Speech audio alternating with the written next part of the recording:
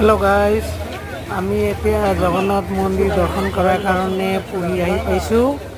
আমাৰ লগত 28 জনীয়া টিম আমি একেলগতে আহিছোঁ পুৰী এক্সপ্ৰেছেৰে নিউ বঙাইগাঁৱৰ পৰা ডাইৰেক্ট পুৰীলৈ। এতিয়া আমি পুৰী জগন্নাথ ধামৰ সন্মুখত আছোঁ।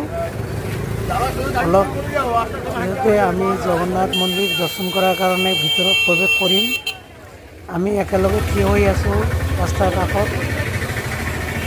আমি সকলোৱে একেলগতে মন্দিৰত প্ৰৱেশ কৰিম। আপোনালোকে চাই থাকিব, আপোনালোকেও আহিব জগন্নাথ মন্দিৰ দৰ্শন কৰাৰ কাৰণে।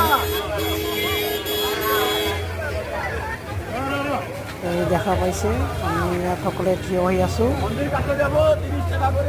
ভিডিঅ'টো যদি ভাল লাগে লাইক শ্বেয়াৰ কমেণ্ট কৰিব, লগতে এটা ছাবস্ক্ৰাইব কৰিব।